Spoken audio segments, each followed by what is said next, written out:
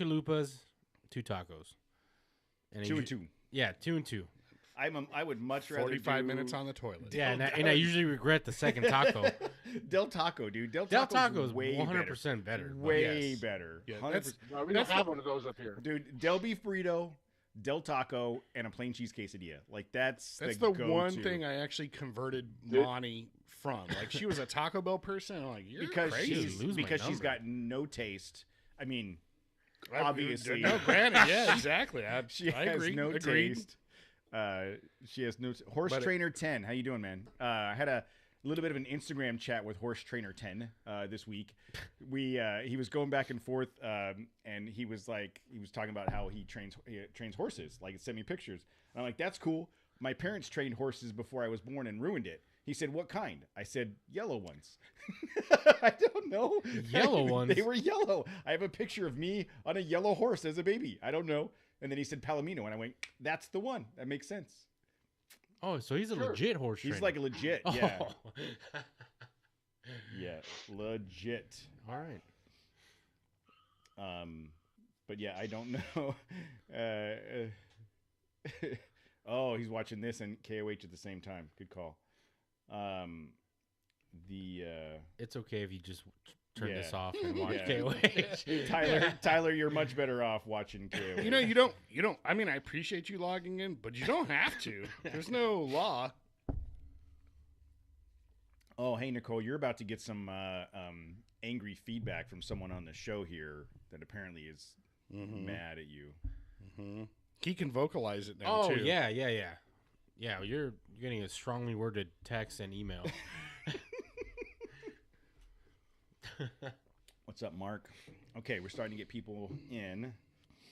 Oh, and let me hit record. I should probably hit record. I don't think I've hit record yet. Record. Okay.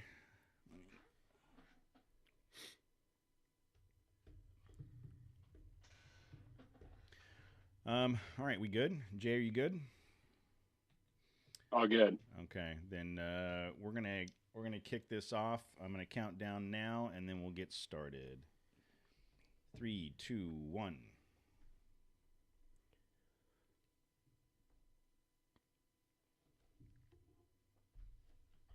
Hey everybody! It is Tuesday night at 6:30. We are live on YouTube as we are on Tuesday nights.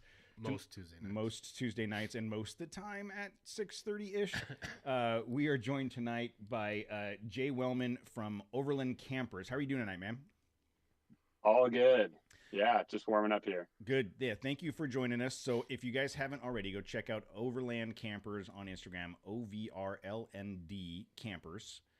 There's a YouTube page, same OVRLND Campers, and then their website is campoverland.com, campoverlnd.com. I'm digging the OVRLND because, like, I really feel like as a society we don't need vowels. Like, it's just we should just eliminate those. It's too much work, and I'll tell you who needs so much vowels.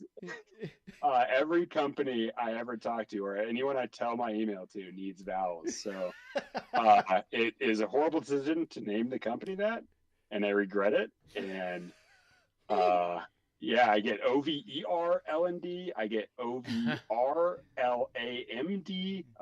It doesn't go well. Yeah, I can imagine that's a because it phonetically makes perfect sense. But when you're trying to explain it to someone, you probably have to spell it every single time. Oscar, Victor, Roger, Lance, Nancy, Drew. See, I never learned all of the military things, so I'd be like Roy G. Biv. Yeah. Roy G. Biv. No, I'd be like ovaries, valedictorian, raunchy, ovaries. Ovaries, right? Yeah. There's different ones. I say it wrong, but Nancy Drew goes together. So, where are you at right now? We're in Flagstaff, Arizona. Okay. Are you Flagstaff native? Did you grow up there? No, I'm from Denver, Colorado. And then I did the oil rig deal after college. I went to CU Boulder.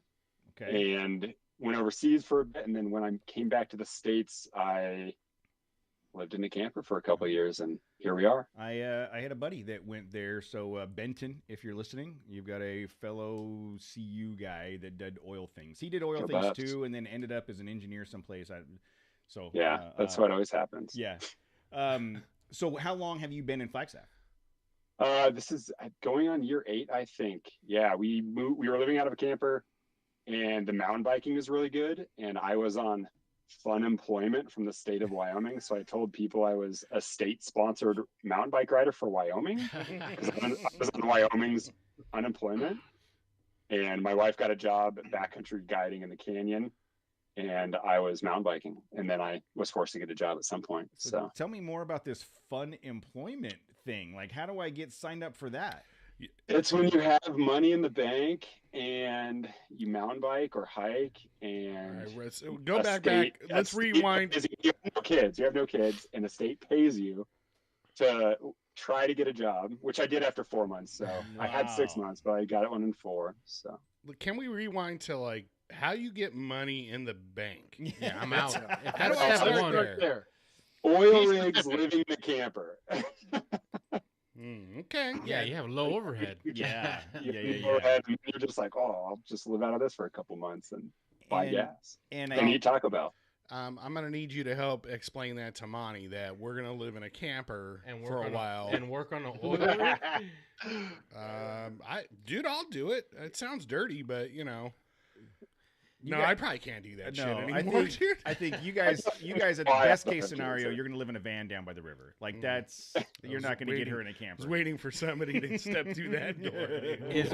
Is oil rig life anything like they portrayed on Armageddon? That I'm talking about on Deepwater Horizon, or tell me this guy's not old enough to not know what Armageddon is. If it asked me to drill on a comet, I don't think it would be like that. No, I'm talking about the oil rig life they but if portrayed. Bruce Willis asked you to drill on a comet, and to go home with his daughter, I would do it. Okay. Yeah, I think we're on the same page. Yes. Are all oil drilling company owners, do they all have hot daughters? To your knowledge?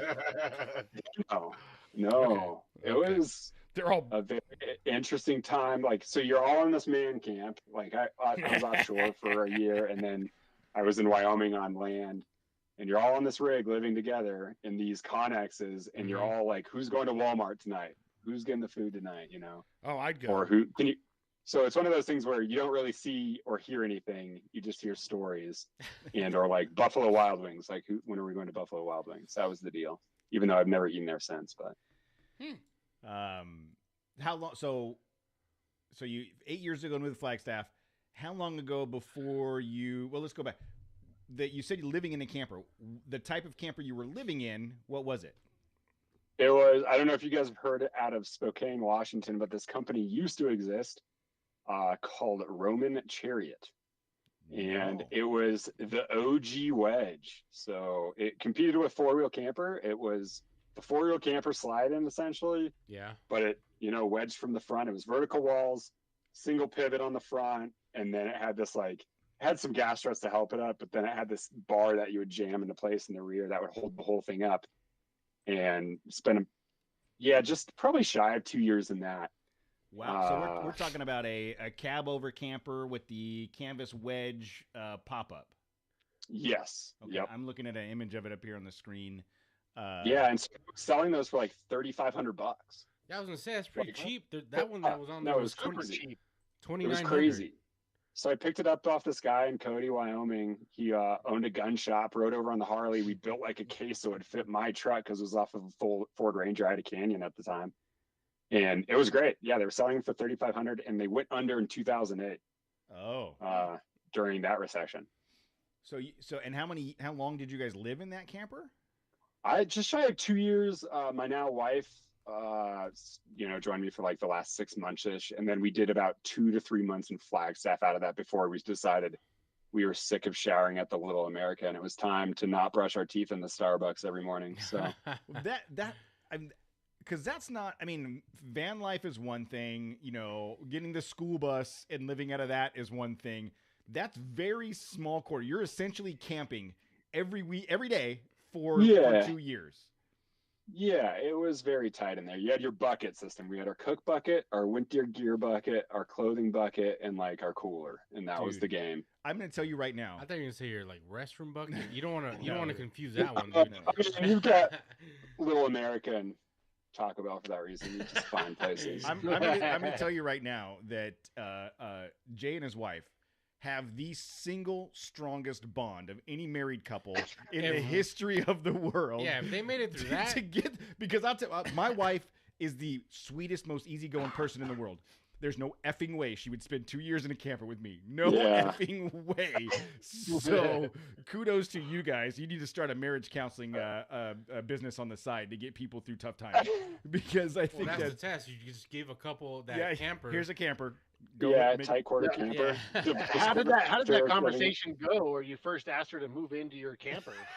I don't know. It was. I mean, it was. I was on an oil rig. Met her working on an oil rig, and I was like, "I'm living. This is how I live." Obviously, I have my parents in one place. Like, I can hang out there, but she just was like super into it. So one thing led to the next. I'm imagining like in the Man of Steel, the movie where Henry Cavill, he worked on an oil rig and he was all like muscular and stuff.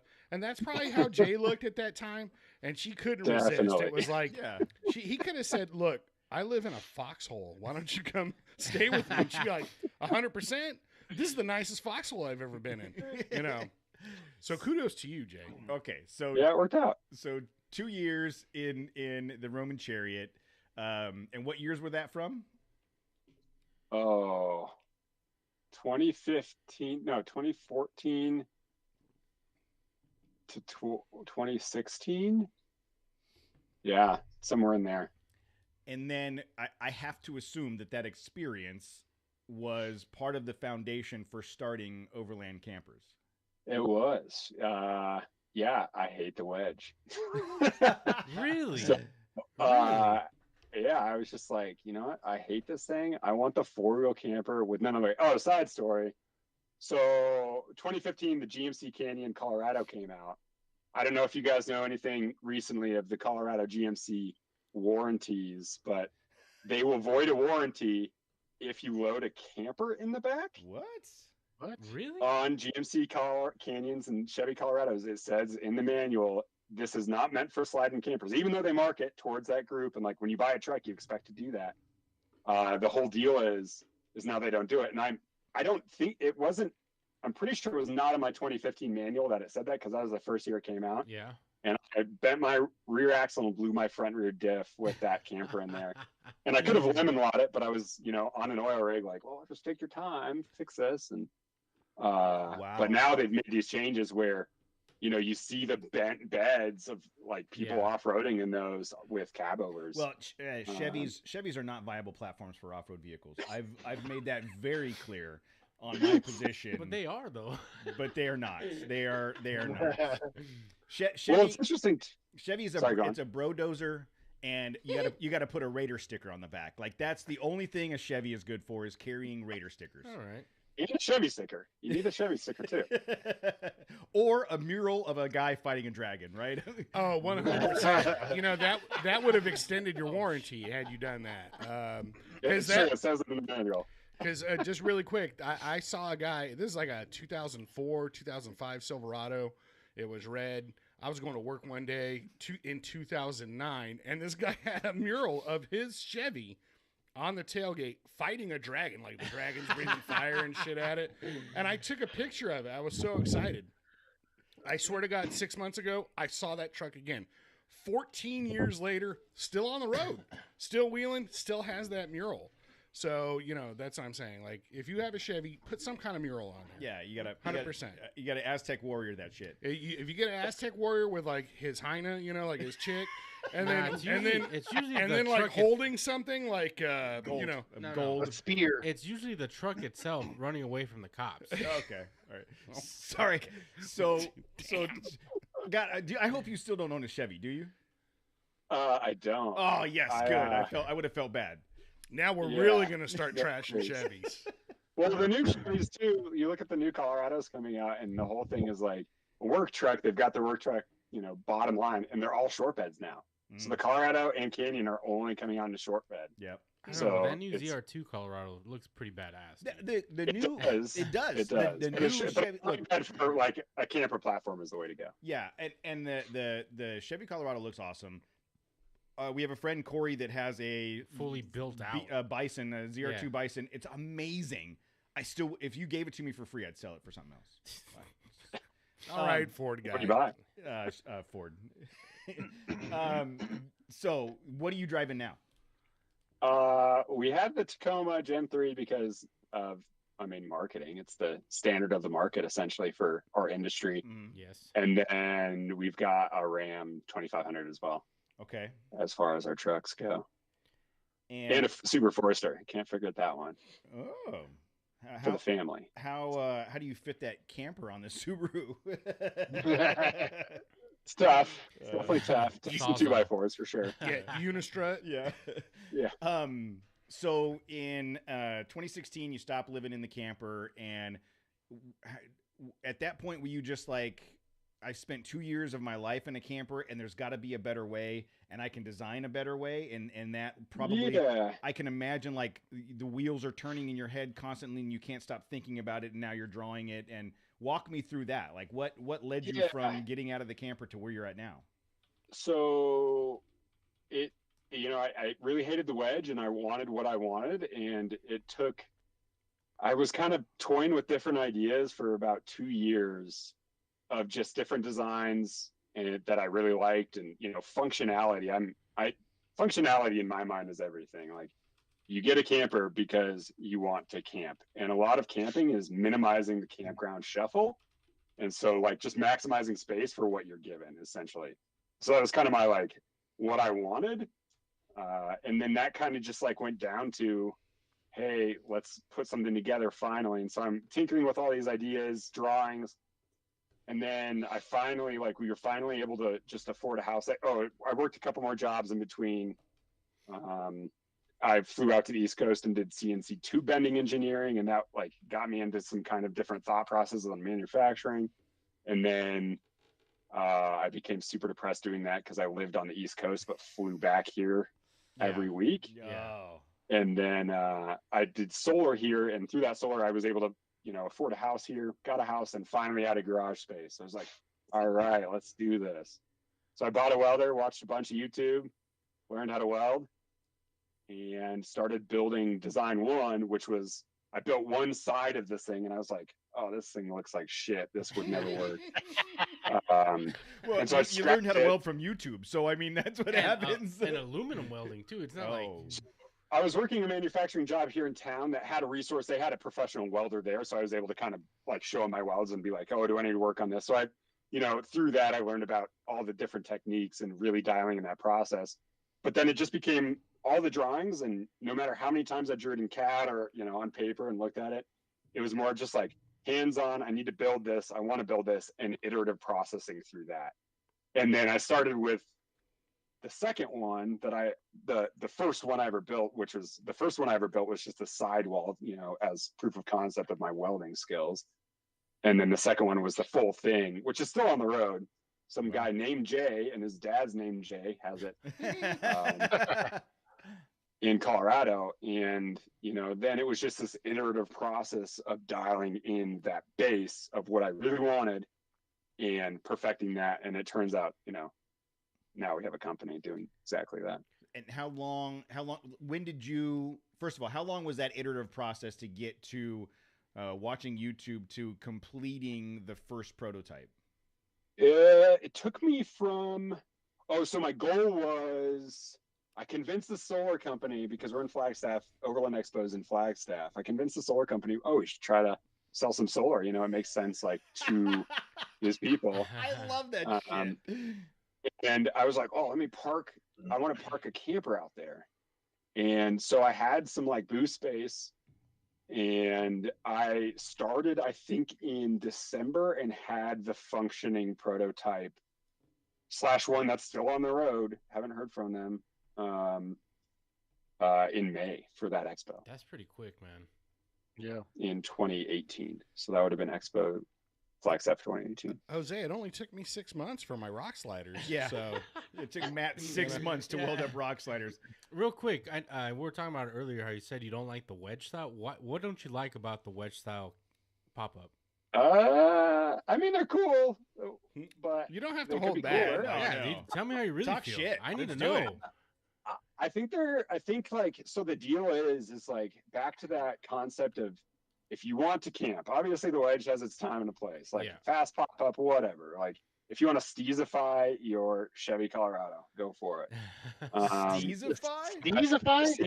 If you want to like drive to, just like be cool on the street and maybe use it to camp occasionally, Maybe. like all for it. You know what I'm saying? Like it's an accessory to like your lifestyle. I get it. I like cool things too. But there's a toe box with two people. You're just fighting over space. Like in this wedge, you can imagine this. So it's like this, Yeah.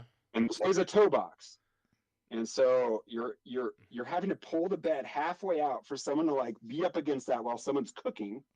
When you're just imagining yourself, hey, if this wasn't a toe box, like you could be sitting up there hanging out, reading a book, and I would have this whole space to be cooking on that rainy day. Obviously, like when you're camping, you want to be outside cooking on the tailgate, hanging out, but shit happens and it's cold or snowy or whatever.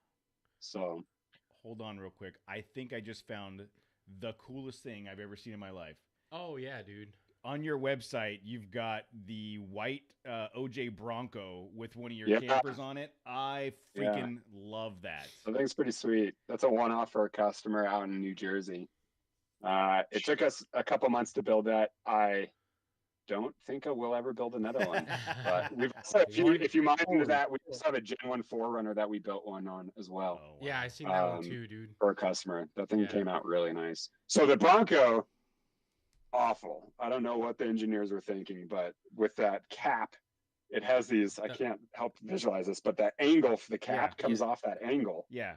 And this angle has its own radius that's different than the inner radius. Yes. And so you're meeting all these 3 different radiuses of different dimensions, and you're like, what is going on here? I think they were just like, oh, we can mold fiberglass. Like, let's do that. It's super cool. Whereas the 4Runner, it's like, oh, hey guys, this thing is a 16th within square. It comes off square. Yeah. And square all the way around. Was just the truck. They literally, right. The 4Runner, they literally took a block of wood and slashed it with 2 pieces of knife and go, there's your 4Runner. Like the Toyota engineers are like, we don't bend it unless we need to bend it. Like it's so simple.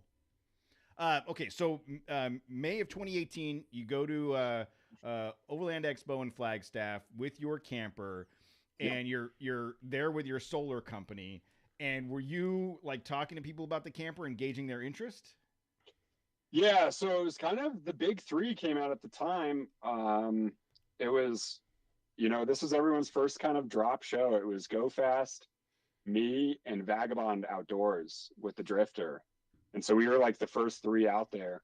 And we all took different paths into this market. Yeah. And so it was one of those things where I presented what I wanted in this market, and I had some really solid interest. It wasn't, the product we make now is like dialed in my mind, super dialed. That one was, me in my garage.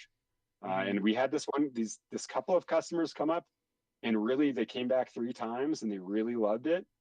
And they were like convinced me, because we're the only company, well, there's a couple more that do it, but now that do the barn door halves. So rather than a flip up, you've got these barn doors that open out the back, and they're like, we want this, but we want it this way, and you have to do it with these barn door halves. And so, where the initial prototype was just a flip up, and so that got me thinking into that. And then they bought one, and what took us, those first campers took us like 6 weeks each to build. And you're still building them in your garage at this point. Yes, an 8,000 square foot garage with 20 people. So wow. So then at that point, did you just call the solar company and say, come and get your shit at the expo? Or like how did you make that transition? When and how? And so I'm working with a solar company. My whole goal with this, I grew up at so going back to Taco Bell, I'm a Wendy's guy.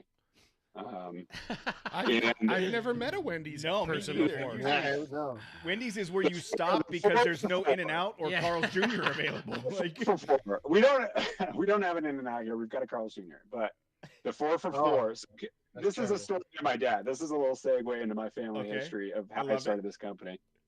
The 4 for $4, you guys know what that is, and it's now the biggie bag for $5. That's how inflation's real, you know. When you four biggie bag for $5. So it's a great value. You get, you know, the chicken sandwich, the chicken nuggets, the flips if you want, and the fries. And I'm telling my dad about this, and he's just like, "What? This is unbelievable." And then him and my mom went down in Flagstaff for visiting us, and went to get a 4 for $4, and they split it. Nice. No, you can get 2. Yeah, it's like, Dad, dude, come on, you can get 2. It's $8.44 after tax. You can do that. And he's like, no, we split it. The value's insane. And so back to that, my whole childhood has been raised like, do not go into debt. Like debt is the demon. Yeah. And so starting this whole thing, I've done it all debt free. And so back to that, I was working the solar job. After building the 3rd one alone, I had like this mental breakdown of like, I'll never build another one of these. I'm like drunk crying to my dad, like, oh, I can't build a camper. And so we got, you know, we got a hold of this guy named Russell, and he started, and he was working part-time while I was working it's full-time solar and working on the weekends doing this. And then he started full-time over here. I went down to part-time. And then finally I was full-time. But what was cool is the solar company allowed me to rent a little corner of the 4,000 square foot shop. Wow. So I only built the first one in my garage, and then I had shop space. I think 400 square foot of shop space Yeah. to build the next. I think we got probably through 30 something in that space. That's awesome. That is very cool. Yeah. And then, so what year did you officially file a business license, get the website? So that's 2013. That was all right after that expo. It was just boom, boom, boom. So we got this other guy that he wanted one. He canceled a different order from a different company because he wanted the straight wall, straight pop. And so there was 2 orders. And since it was just a 2-man shop, it was just, you know, we didn't need much. I was buying aluminum by the length essentially from this vendor. And then it was just a slow scaling process of figuring out the tooling, figuring out, you know, iterative manufacturing processes to make each one we built incrementally better and faster to produce. Mm-hmm. That is the key to everything when it comes to the manufacturing these kinds of things. And that iterative process. Are you telling him how to do his job? Yeah, I mean, no. This is telling us. I'm providing some insight because I don't want your insight. I want his insight. I have insight on this because I've been building shit. Anyways, come on, you're putting up some shelves. Anyways. It's equivalent of like hanging some shelves. They're hard, man.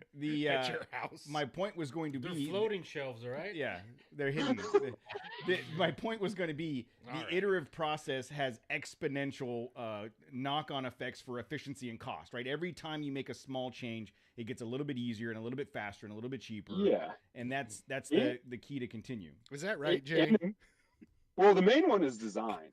Like, so there's other people in this competition of those 3, you know, that have come out with designs and have had mass produced and had issues with their first design because they were like, this is the way it's going to be. We're going to make 1,000 of these. We're going to make 500 of these. Mm-hmm. And so with us, it was a much slower approach. It was each one is not only getting faster, but it's at the same time getting better, you know, solid sound design changes that are just like, hey, we're dialing this in. Though these are really good and functional and still out there and like doing their thing, you know, it was just dialing that in. And do you feel like you'd said earlier that you feel like the current design is dialed in, but do you feel like there's more to get out of it? Are you still looking for the next incremental change? Always, for sure. Yeah, there was a couple things on my short list and still are on my short list of like just time chasing vendors. So when you go to the scale of, for instance, large format aluminum sheeting, you can't get it. You have to go overseas. So, there's certain things where you're just trying to get these like different materials the way you want them, and figuring out the minimum order quantities is one thing. So you have to have a bank behind you to, be able to buy 1,000 of these one things if they're going to make it for you. Yeah. And so being in this position now, you can really knock out those short list things of, though it's really sound and awesome right now, that for manufacturing purposes, it just takes hours and hours and hours of researching and trying to tie together some manufacturers to make what you want, to eliminate a 3-step process and make it a 1-step process. And I got to assume that the inflation, the scarcity of raw material, and all of those other things that have been happening over the last 4 years since you opened this has got to have an ongoing effect on how you do your business and build your product. Sure. Yeah. I mean, I'm sure you've heard from a lot of people talking that when COVID happened, it was like, okay, this is crazy. But, the industry, I was like, oh, what's going to happen? Our industry was super safe, it turned out, because people are like, oh, I want to be outside. I want a camper now, essentially. I want to spend time with my family. I want to be outside. I want to be away from everyone else. So it really worked out for us. But as far as material sourcing and stuff like that, there were some definitely oh shit moments where it became from like buying your 3 weeks, 1 month of inventory because you were safe, to now, oh, we need to buy 6 months. And then, as you guys have heard, that really compounded because I'm not the only company trying to bring in 6 months. The person in front of me also said, I want 6 months, and the person in front of them. And so it took all those lead times and just compounded them to the max. So it was chasing a lot of different vendors initially and pulling things from other states that I hadn't dealt with before, of like raw materials, and then ordering in quantities, organizing the shipping to make sure that kept moving. So it was a huge stress point for sure. And anyone in the industry can tell you that it's been insane, but now it's definitely leveled out. Yeah. And the fact that you were able to pivot and make those changes through the course of that has got to make you feel more secure and better going forward. Cause you're like, hey, I made it through COVID. I made it through all, the last 3 years. It's figuring all the different levers to pull has got to make you feel good about the business going forward. Certainly. Yeah, definitely. You have all the things in place, and not only do you have those things in place, now you were forced into spending the time to build in those redundancies. So, now I know the secondary suppliers, if this first one fails, if it ever happens again, and it's just broadened those channels. So as far as that goes, much safer. That's very cool. So looking at the website, you've got a couple different versions of the camper, right? So I'm looking at camper shell options. What did Matt just do? Jesus. Sorry, Matt's trying to break things in the office here. We might have a Chernobyl situation going on. So you've got the 3 different versions. Tell me a little bit more about like the models and what to look for if I'm going to go shopping for one of these. So it's pretty much just one model. Okay. And it's our camper shell. And that then, you start with this premise, and I would like to think we've got to be one of the most customizable products out there. And so that's where this, like, it would iterative down to a broad, family tree of items you can get. And so that's where like a lot of personality comes out with our customers. It's applications. I don't know. There's some spaced out stuff out there where I'm just like, what are you even talking about? We can't do that. But because we have all these options, like we'll do hatches any size you want, any location, or a window placement here for your cat, or a sliding window. It's like all this stuff that you personally have never thought about, but a customer has this end case of like, my jerry can has to go here in my bed, and I need a hatch that's perfectly placed for that jerry can right here, and then I want a window behind that. And so then we start with our base, and so that's what separates us. Is we do production, but we're very sloppy production in the sense of we have our jigs, we have our tooling, and within our premises, you can take that and be like, hey, I want this here, this here, this here, this here. I want this taller, this dimension a little longer.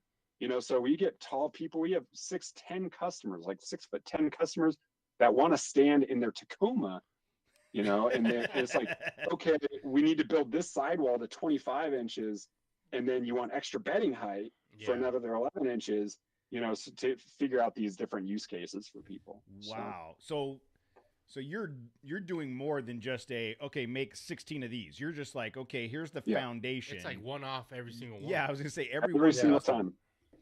Yep. Wow, that's so cool. What's the craziest thing you've seen someone ask for?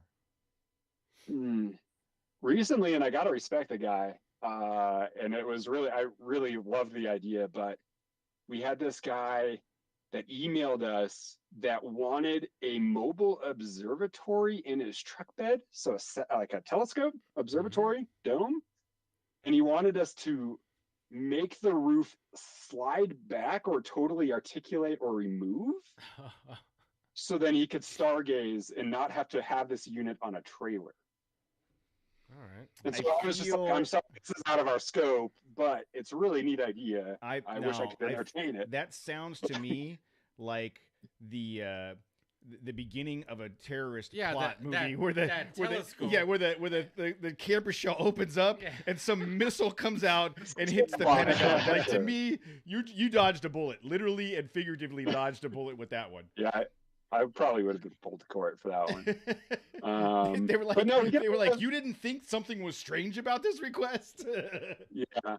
We get a lot of like random, a lot of things come down to bedding. Like people are just like, and we're just back to that use case of like cat animal access, skis, surfboards. They want to keep their surfboards inside. So we make this taller so then they can put their longboard atop the bed and hang it from the ceiling.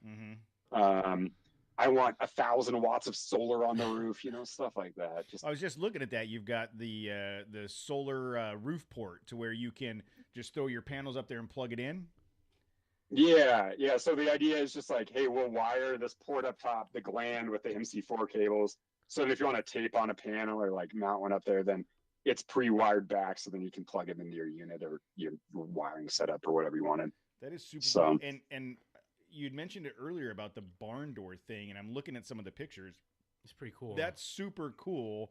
The way I like the, I don't know if they're all this way, but the tailgate and barn door option to where like the top half is the barn doors that open up. That's I've never seen that on any other product.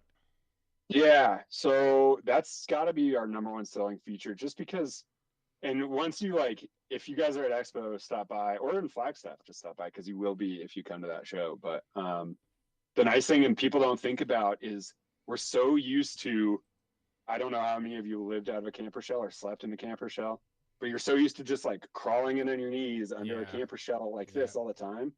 And it's so nice to be able to stand on your tailgate and then go in and not have to have anything above you. Yeah. Oh yeah, for sure. So the way all of these are set up is we'll call it the solid frame, and then the canvas extender. Yeah. And you'd mentioned that tall person, you just made that canvas taller. Like, are you able? No. So that's always fixed. We made the side walls taller, so that before the cab over, and then we make the cab over taller too. So another big one of our options is like making the cab over taller because you're already breaking miles per gallon. Like, yeah, at that point it doesn't. You might as well make this taller. So you can leave your mattress up there. You can leave your down bedding up there. You can leave a pillow up there.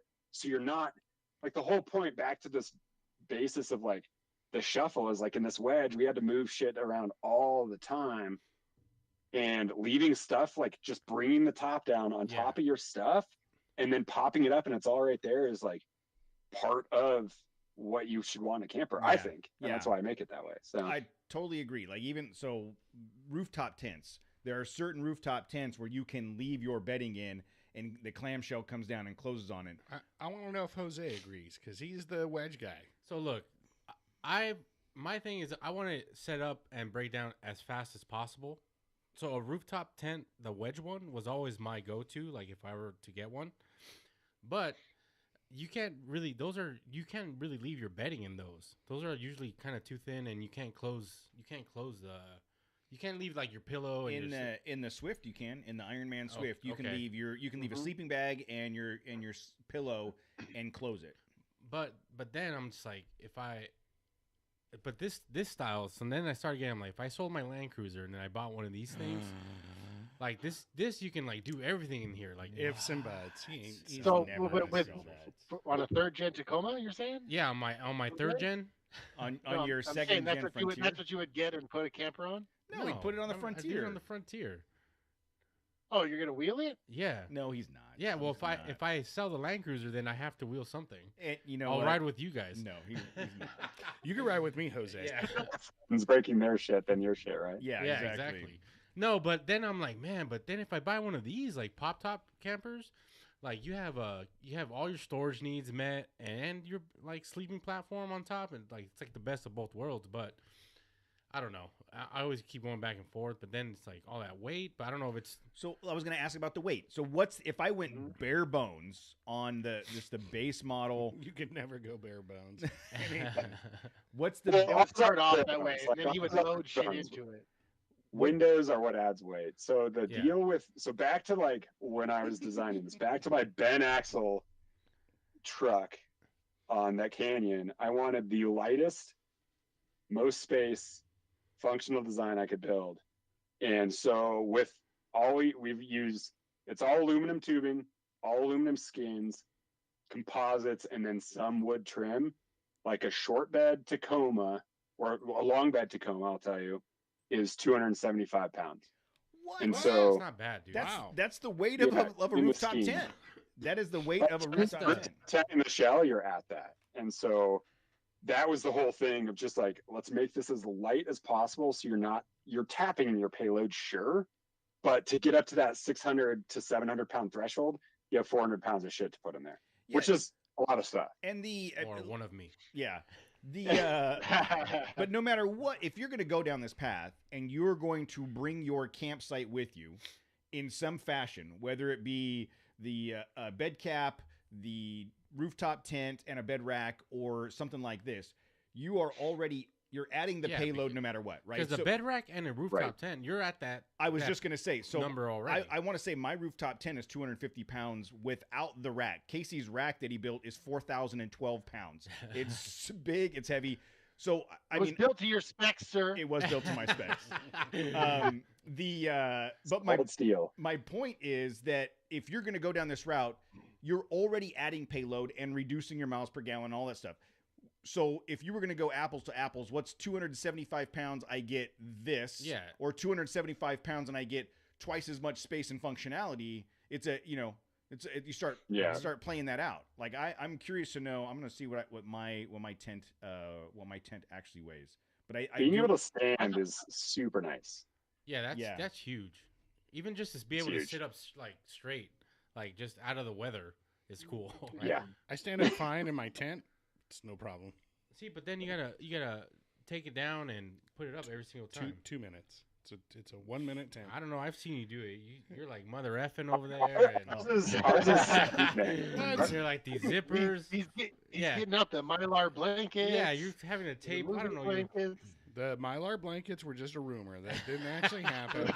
And you know were what? too lazy to do it. You try putting a tent away when you're hungover. You know, it's like That's it's what- not a see? lot of fun. this thing, you just pop it down, and you're good to go. Yeah. So Mm. my tent my tent by itself is 150 pounds plus the bed rack. I'm probably close to that 250 pound weight. Yeah, for already. sure.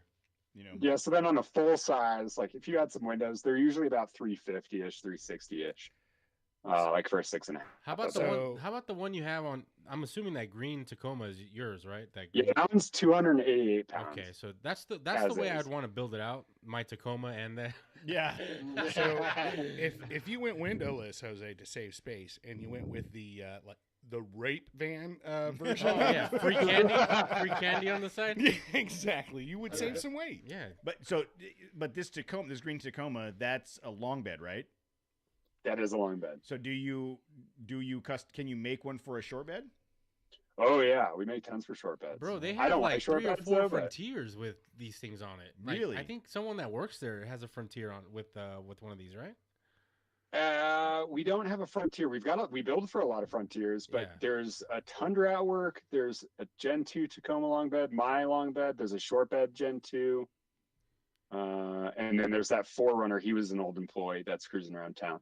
But yeah, on your website, there's like 2 or 3 Frontier Pro 4Xs that. Yeah. So that one have of those is our first customer, and he's got I think 400 and some nights in it, and he loves that thing. He's put a heater in there. He's got time spent in that thing. See, I gotta get one of these now. I gotta sell my Land Cruiser. Dude, Do it. do it. Yeah. Peak of the market right now. What's up? Peak of the markets right now. I know. Yeah. That's why I would have to sell now. Sell Yeah. now. Sell. I'm sure we can find someone in the chat room that would buy it from him. So what's the future? What's the next thing for the brand and for the company? Like, where do you see, or where do you envision everything going next? I don't know. I mean, I definitely, back to that short list, is got my short list of stuff that I want to implement, but it's just, it's making a product that I want. And so it's just, probably just keep on doing that. Like as far as like critical design changes, I'd love to make, a simpler process with more attachment points on the inside that make it easier to mount stuff. So as a consumer, you're going to buy this shell, and the goal is to want to insulate it, maybe to want to add walls, maybe to add insulate, like a solar panel, maybe on the inside, like with all your meters and stuff, your controllers. Just make it more, at least interior wise, accessible to easily put T-nuts in places. So Yeah. we have a unistrut runner, an aluminum unistrut runner. We used to use 80/20, but the unistrut aluminum is like 4 pounds lighter. And so now T-nuts at the hardware store, a lot of customers get those in more places, so then you can T-nut a wall panel up really rapidly. But just kind of design focus around utility more would be, a long-term goal of mine for that. Yeah. Has there been anything that a customer has said, "Hey, I need this," and then you put that into production? Like, that's a great idea, I'm going to add that to the customization list going forward? Yeah, I mean, those barn doors are the biggie for sure. Other stuff is like awning channel. People like getting awning channel, that marine sea channel. Yeah. That you can put the Keta rope through. So we hang that in some places. There's definitely been a myriad of things. Like there's so many forced hand things that, people want, and we do, and then other people see it, and it's like, we call it kind of the in and out secret menu. You don't know everything, but if you mine the pictures of people's shit, like, you're gonna find something. Yeah. And it becomes then, oh, we should start adding this, because so many people want that. And so you see that, like, bike, that dude that mounted the bike I'm looking at it rack right now. onto the barn door. Yep. That, like, now, every 4 customers is like, oh, I want a bike stand on mine. Put that on my barn door. It makes sense. So there's definitely a ton of stuff like that we start small, and then people mine pictures enough that they're like, I want that. Mm-hmm. And then it just kind of develops into, okay, it's part of our production now. Like, you might as well just offer it. I'm looking at, on your Instagram page, you've got this Tundra that was flat bedded with one of your campers on back. Is that a Tundra flatbed? I'm sorry, Tacoma. It's a Gen 2 Tacoma. Flat bedded with what looks like a badass wide custom build on top of it. Yeah, so back to the coolest builds you could do, honestly, is you buy a short bed 4-door Tacoma and you flatbed it. Yeah. Because you get the wheelbase, you get the 4 doors, and then what you end up getting is the same length as the long bed Tacoma and the same width as a Tundra. So it becomes a sweet unit that's way bigger than what you can build. So instead of 63 inches long, you get 77 inches long, and instead of 63 inches wide, you get 70 inches wide Dude. on a Tacoma short bed. Casey, we are flatbedding my Ranger. I'm watching this video. Yeah, that is right. so You ain't cool. flatbedding nothing, So- dude. I tell you what, you sell your Land Cruiser, I'll flatbed the Ranger. All right, looks like you're gonna be getting a Sawzall to your range. Or I may not. I don't know. I'm really, so this is one of those stories to me where somebody had life experience and went, no, I can do this better. Yeah. This is something that I want, so I'm going to build it. And it goes back to that adage that if you build something for you, there's somebody else out there that's going to want it as well. And now you've built an entire business and ecosystem and community around just like, damn it, I'm not living in this wedge anymore. Like that, Yeah. when it comes down to it. And I think that's amazing. Like, there's so many things where you could have just, I'm going to go buy something else, but you decided to build it, and it's become like your passion and your full-time job, and that's super commendable. I really like that. Yeah, but he's also employed 20 other people Yeah, now. yeah. It's like a whole thing now. And so going back And to, we don't know that he doesn't still work for that solar company. That's true. yeah, he's on the side. Do you guys He own a doesn't know home? his friends. He's a great guy. The going back to that 2019 time frame when you were like, I'm going to do this is going to happen. What would you do differently? What do you know now that would cause you to do something differently then? Oh, if I knew what the product was now, I'd do that. I would take out that loan and I'd go hard. Yeah. But no, it's you learn a lot. You know, I started the business and I'm back to that mentality of like my dad splitting a 4-for-4 was, I'm going to design the website. I'm going to do taxes. I'm going to do all the payroll. I'm going to, figure out all the business stuff. So if I get, just, I think go back and take an actual business class to like limit and mitigate that stress of like running a freaking business. It is not the easiest thing. People, see this thing as like, oh, business. I want a business. And it's like, oh, There's in hindsight, so many things. clock you gotta in, know. clock out. Mm-hmm. Yeah. Oh yeah, yeah. My day ends at 5. Clock out. Yeah. You can't beat that, dude. Well, and there's so many aspects above and beyond just making the product that if you don't know or have guidance, you're just beating your head against it until you figure it out. And then you're like, oh, that's so easy. I wish I would have known that 6 months ago.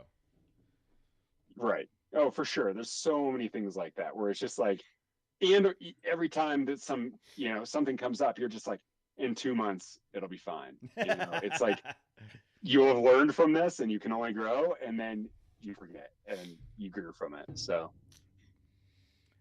what advice would you give someone that that's got the next cool product that's not a direct competitor to yours, obviously, that was like, hey, I'm really thinking about starting a business and making this thing? What would you tell them?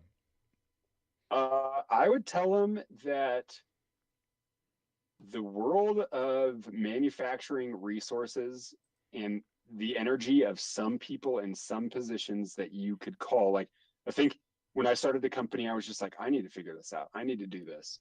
And being able to understand, like 3M, for example, you can call 3M, and if you talk to them enough, like all those salespeople are ex-engineers for 3M, and they want to help you use their product. Mm-hmm. And so I had a customer that got a hold of the 3M adhesive NASCAR engineering team, like for just like helping them out randomly. Yeah. Just like, oh, I need product information, and so like the resources are out there. Just like, don't feel afraid because of your size starting something to not call big manufacturers and get info from them and kind of feed into that, because it's in their interest to see a small person grow to what could become something big. And they've got tons of info. They have years of industry experience. That's great. That's great information. That's great advice. Going back to the 3M adhesive. I'm just going to call 3M for ideas. Like, well, hey guys, I'm a aspiring entrepreneur. Do you guys have any ideas and things that you could help me with? Please and thank you. Well, so today, literally, we had this conversation today. there's a in-store kiosk that we build, and we use this high Scotch Extreme double-sided tape to affix acrylic graphics to a frame, and it works amazing. And one of the contractors that was with us today was saying that he used to do some work with a trailer company, and they would just use that super extreme double-sided tape to hold the sheet metal onto the trailers because no one wanted rivets or screws, and it didn't have any penetrations or any. And I'm like, holy shit. Yeah, it's called VHB. Yeah, immediately you're like, that's insane. It's double-sided tape. But then I realized how much I use this double-sided tape first, and I'm like, yep, I could totally see it. If you affix that to a frame and lay that sheet across it, it's not going anywhere. It's stuck. Yeah, what was the name of that trailer company? Because I want to avoid that place like the plague. Well, it is tricky with that stuff because like VHB is super cool stuff, very high bond, and they have tons of products, and it really is like a temperature and cleanliness game. And so if you apply it in, sub room temperature by a little bit, the adhesion goes way down instantly and it needs that longer cure time. Or if you like didn't clean it the proper way, the adhesion goes way down. So it's really awesome stuff, but you have to deal with it in a very, I always deal with it in a way of like, I want mechanical fasteners as well, because you can't always, you want to trust what you're doing and what your employees are doing at all times, but you want to rely on secondary and tertiary forms beyond anything. Mm-hmm. Yeah, that tape that we use, you're right. If it's dusty, think about foil tape, man. Going back to foil tape, once it's stuck, it's absolutely stuck. But when you stick it on dirty sheet metal, it doesn't stick for shit. Or sheet metal that's sweating. Yeah, or, yeah. It's like the application actually matters. When you apply it, and that's what they kept telling me. But it was like, look, I don't have time for sealing up this shit. I got to get this shit done. And air don't care, and air don't care. Well, dude, I feel like. Do I gotta sell my Land Cruiser now? I was just gonna say, I feel like this is. I feel like flatbed his Ranger. I know. I feel like your Land Cruiser's been holding you back, Jose. Has it? Chocolate Cruiser. Well, I don't know about holding him back. It holds the rest of us back. Well, because we have to wait for his slow ass to get there. I get there though. I get there. All right. No, I do. I feel like just having this conversation about the thought process behind why you developed it, why you started the company, and how you are customizing and iterating on every single one of these builds. It's like that's a great testament to like the community that you're building around this product. And these pictures are awesome. If you guys haven't already done it.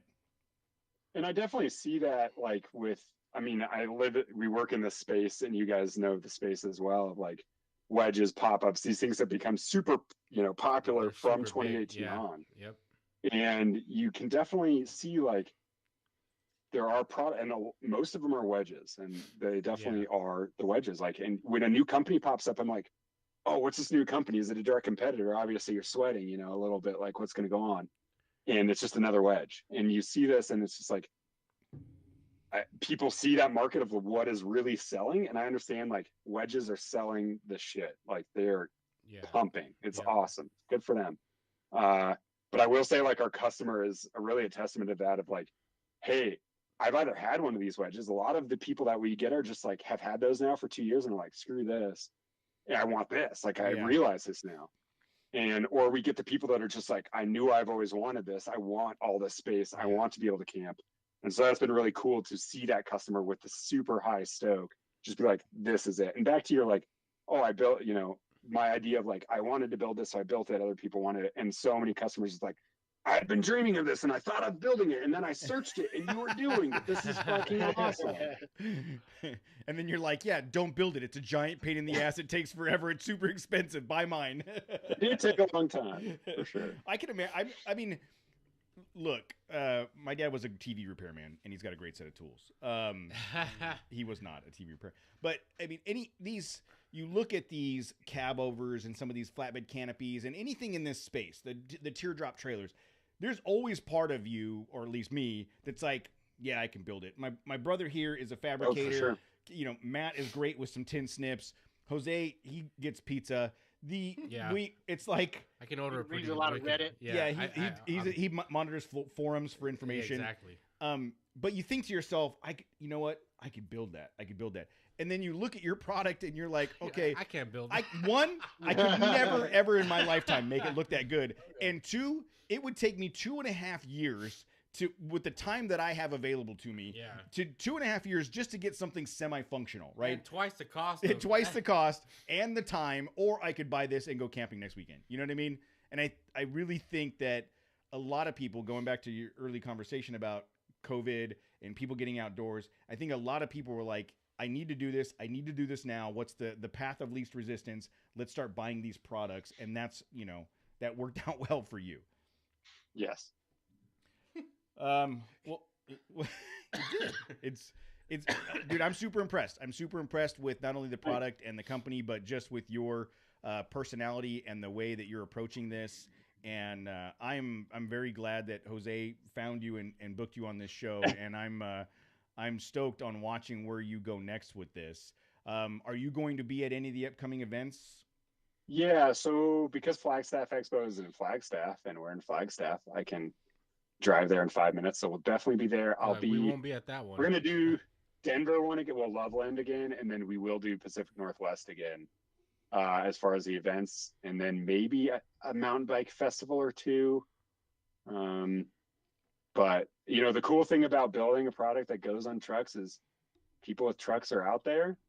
So if a lot of customers are just like, oh, I'm on your list and I just saw one. So it's kind of just, and they're always showing them like all our customers are the most phenomenal people. And they're like, you wouldn't believe the parking lot tours I've given. I need to be on payroll. So that's been really nice. Well, I could imagine that, especially like at an event or a club run or the trail, someone sees that and says, whoa, what is that? Yeah, sure. You know what I mean? Yeah.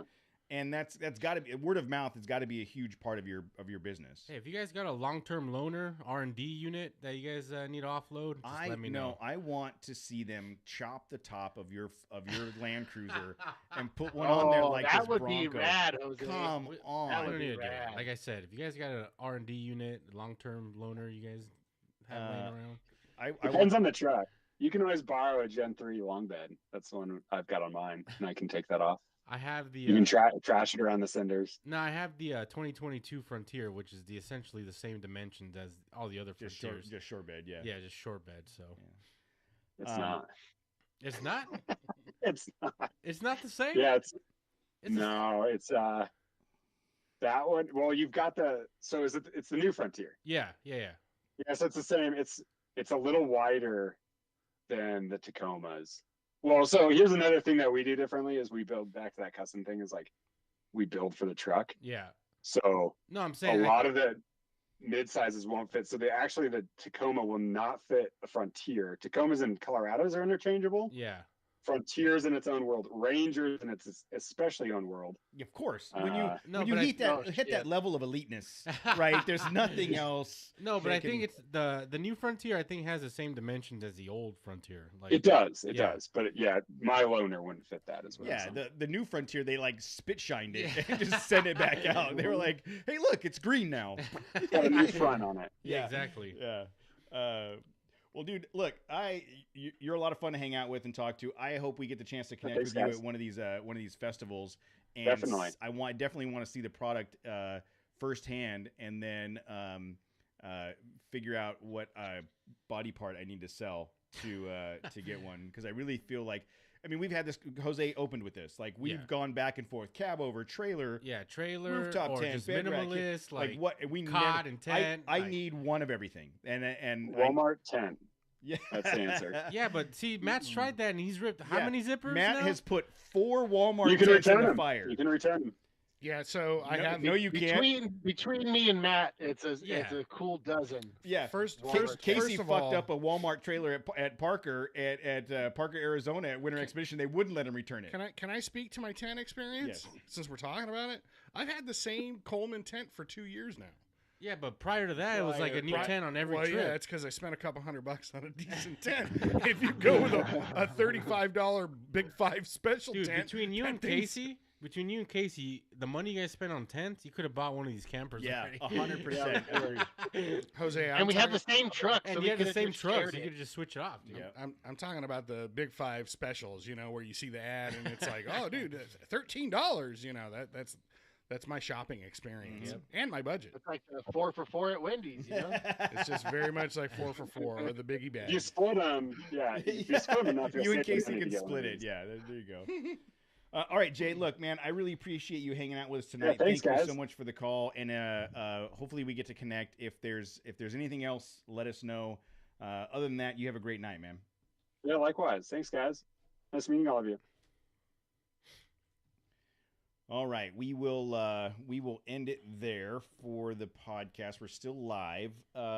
Yeah, seriously, dude, these are.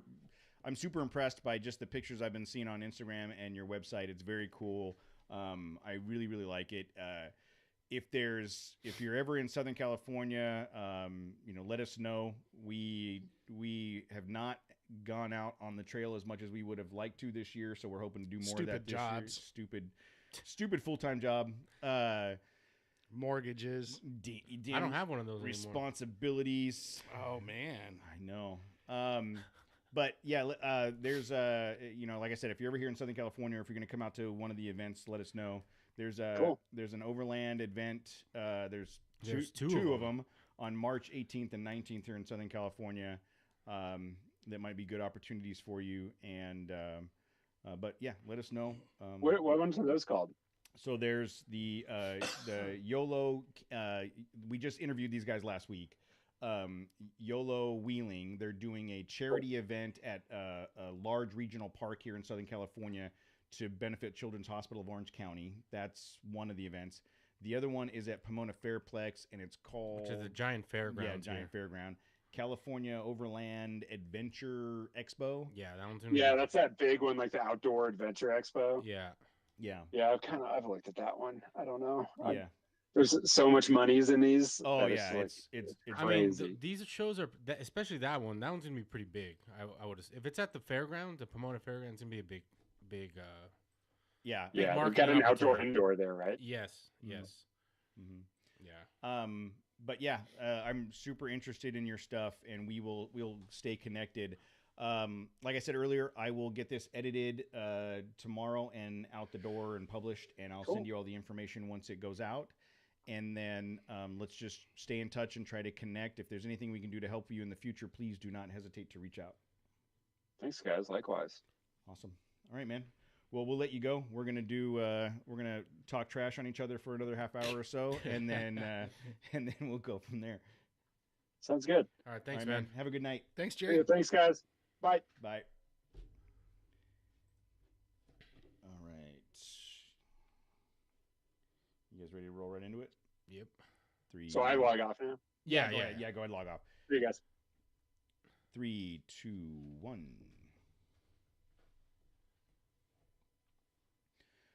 All right, that was very cool, and I legit want one of those things. Dude, I've been, I've been going back and forth. Yeah, on what to do. That thing's awesome. It would be great to have for this weekend for Casey and I to go out to the desert to go camping. And when I say Casey and I mean that Matt and Jose have decided that they do not want to hang out with us at all. Yeah. And they're going to... You guys are dumb. I don't blame you for not hanging out with us. I sent an email out today to everybody and let them know that you guys wouldn't be joining. And I was like, anybody that wants to back out because Matt and Jose aren't going to be there, I totally understand. You probably get more. I totally participation. Get it. Matt, who am I gonna stay up late listening to Steel Panther with? I don't know. Definitely not Cody. No. After the last couple weeks I've had, dude, it's 7:45. Maybe Scott. I think I saw Scott was on that list, right? He might do that. Scott. Yep. Elam for sure. Yep. You'll have plenty of people to snuggle with at the campfire. Yeah. Dave Frazier's gonna be there. You can snuggle with him. Joey's usually pretty late too. Joey stays up pretty late with you, but yes, that's happening. If you are, how does it feel, dude, to actually be doing some wheeling?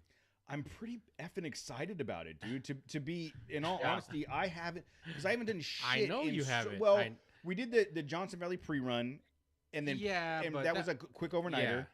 Prior to that, it had been months. This is going to be a real 4-day trip where I can just hang out, do some wheeling, be with a bunch of fun people, like disconnect from work. Like it's I'm really excited about this trip. It's going to be it's definitely needed. It's definitely something I need personally to kind of reset, and I am looking forward to it.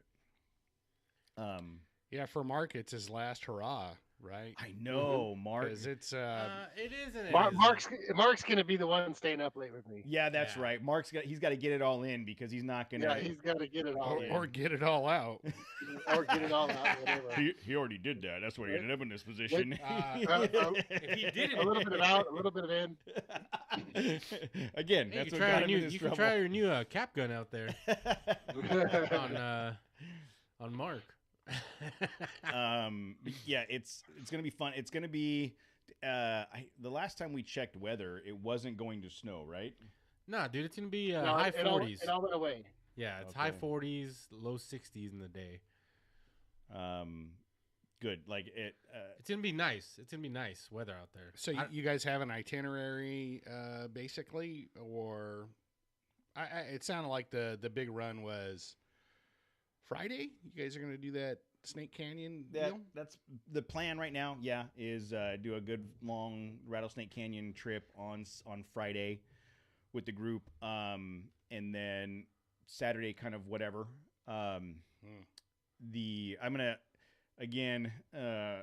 I've been super busy, been minimal planning, and I haven't pulled a single box out of the garage. I haven't gone through anything to get ready. So I got to get that done before end of day tomorrow because I'm going to be heading out after work, and cruising. So yeah, the plan is to do a good wheel trip on Friday, and I think that Casey and I will figure out if that trip that we have planned makes sense. It's the same one we did last year, and in all honesty, it was a lot of fun. It was a great trail. It was a dude. great trail. I don't see why we would do something different. So. Are you guys going to stop by the Integratron this time? I don't know. I think think about like the different stickers they might have.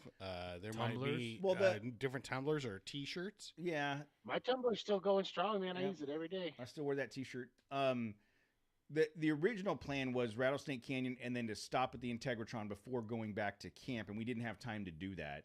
So we did the Integratron the second day, right? Yeah. I don't want to do that again.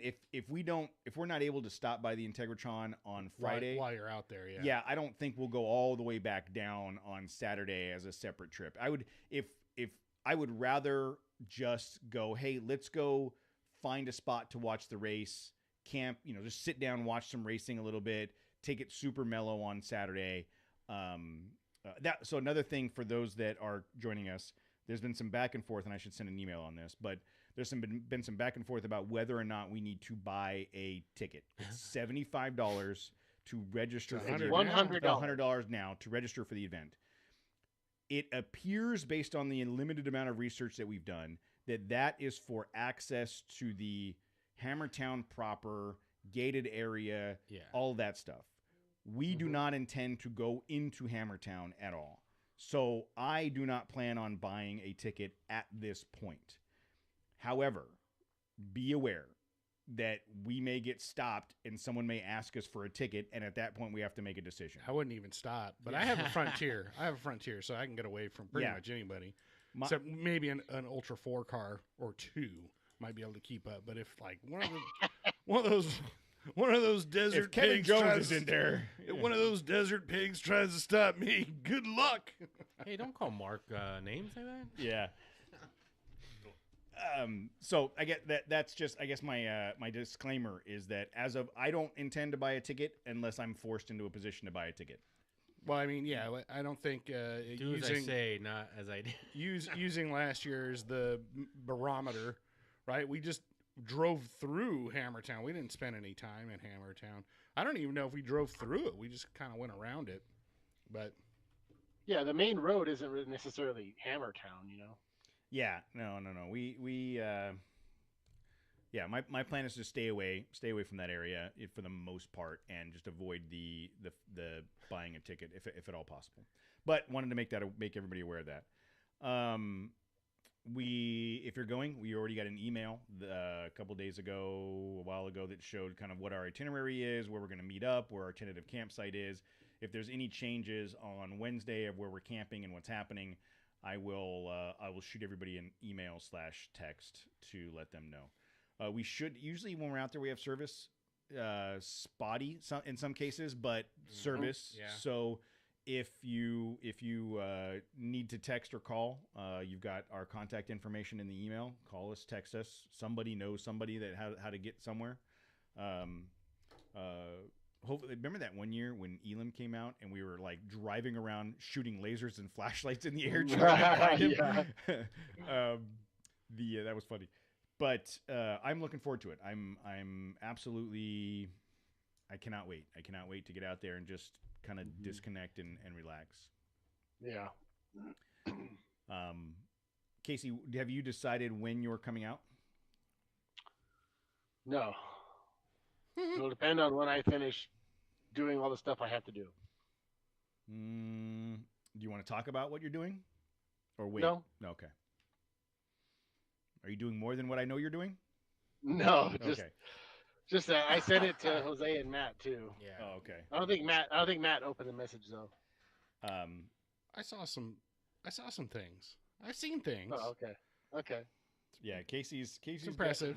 Casey's got some stuff happening in the background that I cannot wait. I think he's going to get some orders, basically from, once that happens. Adam already wants one. Yeah. Yeah. There's going to be, like I said, I think there's going to be a couple custom orders for that. Me being one of those. I mean, I guess we just go. I mean, it's, in true trail chaser fashion, 0 prep time and just winging it. What the thing is, like, there's just It's just real hectic around there's here. there's only so many hours in a day, man. And like, there was a time, and you guys remember this time, where You can't tell me what I remember or not. Okay. You don't know what's inside I my think head. you There guys you go. I think you guys remember this time where I had a job that Yeah, was like, in quotes. if like, if I put 4 hours of work in a day, no one knew the difference. Everything was running smoothly. Like, I had time to do things. I don't have that job. That's no longer the case. you're like, I'm not on that Yeah. that lane anymore. Yeah, there was a period of time where I was on a part-time schedule with a full-time paycheck, and it was phenomenal. Now Yeah, but I think it's fair to say all of us our time has definitely Yes. been, redirected in other Mhm. areas, and it fucking sucks. yeah, and it's just it's we're in that cycle where Yeah, it's like we need to get refocused on some of the stuff that we really want to do, and planning trips and hanging out with our friends, and we'll get there. It's just right now, just getting my ass to the desert tomorrow night that's hard enough. will be a huge Yeah. accomplishment from my perspective, because up until noon today, I was like, okay, I don't know if I'm going to make it out there Wednesday or if I'm going to go on Thursday, because I got this to do and I got that to do. So basically, I made that decision that I'm going Wednesday night after work. I don't know why I decide to always like, oh, we have a trip coming up. I think I'll take on a major project. Yeah, 1 week before we're gonna go on the trip. You're trying to get 3 weeks of work into 4 days. Yeah, it's 10 pounds of shit in a 5-pound bag. What is the It needed what is to the happen. what is the percentage of certainty that you're going to have your truck ready to go tomorrow night? Tomorrow night? Like, it won't be ready. It probably won't be ready for me to like leave tomorrow to go down, but it'll be probably ready for me to leave in the morning on Thursday. Okay, so you're coming out Thursday. I mean, it depends. So Susan probably is going to come, but I don't know if we're taking her car. If Non-committal she's riding with me. Motherfucker. You're giving yourself an out. I don't like it. Yeah, he's definitely just by his Yeah. his body language, he is Yeah. not coming out tomorrow night. I'll be there. No, I want Saturday to. I morning. have a baseball meeting to go to at 6. I have no idea how long that's going to take. Baseball meetings. Which means I don't know how much time I'm be able to work on my project after work or get done during the day. So if I could squeeze everything in, I want to come down tomorrow night. You're gonna be a But- baseball player? Yeah. So All right. Well, That's we'll see you early Thursday morning. See you Friday night. no, it's close. All right. Man, at least you're going. Super close. Yeah. Yeah. I was just gonna say, what are you talking shit for, Jose? You backed out for perception. It's a pretty big fucking deal at work. And then Matt's just got poop. That's the problem. He's not pooping. Yeah, Matt's constantly so he's not going. The trip will be fun. If you've already talked to us about going, you should have gotten an email. The last you got one today, and then there was one prior that gives you all the details. But I will ask for forgiveness when it comes to planning, because we're going to wing a big portion of this and try to figure it out. Bring firewood. Yeah, I've got a ton. That's one of the things I got to do after work tomorrow. Is I've got a ton of scrap wood I've been saving from all the projects that I've been doing, and Quick burning shit. Yeah, I'm gonna try. I want to take what I wanted to do, but it's not gonna happen. Is I wanted to take some of the scrap plywood, the 2x4s or plywood, and make boxes, and then put the wood in that, so that you could just like literally set the whole thing in the fire. Oh, I did make, and hopefully this gets Mark's approval. I doubt that it will, though. I saw I don't know if it was on TikTok or Pinterest or some lame thing, but I had a bucket of sawdust, and I took toilet paper rolls. I hot glued a piece of cardboard to the bottom, filled it up with sawdust, melted a candle, and then poured the paraffin wax in there, and then hot glued another piece of cardboard on top for a fire starter. So you could just set it in the bottom of the fire, light it, and it's supposed to go long enough to get the fire going. So I made a bunch of those. It was a giant fucking mess. I think that's a bomb. It's a giant mess. I told we my just got flagged by the FBI. yeah. I told my wife in the middle of it. I think I'm like, I decided that it would be easier to just buy fire starters, because this was I was gonna say he made one and it was like, you know what? This probably isn't a good idea. it was. I made 8 of them. I still have half a box of the shit from last year, the fire starter stuff. Do you? That You're not that going, meat so it patty doesn't looking help. stuff. Yeah. Well, these It looks we'll like see. like a nutrition bar, you know. Yeah. It doesn't taste as good though. No. So we will see if they actually start fires. The downside is, like, as you pour the wax into the tube, it didn't seem like it was penetrating all the way down. So I had to, like, Story of your life. Yes. Look, that you just needed that much penetration, and so I had to stick something in there and stir it around as usual, and like pour multiple things in there. Anyways, you get what I'm saying. And then we'll go there. So that's the plan. I'm gonna try to crate up a bunch of wood and get everything loaded, and I still got to go to the grocery store, and so ton of things to do before I head out. Yep. Well, I'm jealous. Hope you guys have a good time. I am jealous. I'm not jealous. I'm disappointed. I'm disappointed that you're not coming. Mm-hmm. I'm not angry. I'm just disappointed. Join the club. Somebody took a week off of work for vacation and instead spent it in the hospital. So great times. Oh, fuck. Hey, but you got to look at the bright side. Hey, hell, that was some great I'm planning. alive. That was some great insight, though, on your health. I'm going to be sick this week. Exactly. Couldn't have happened at a better time.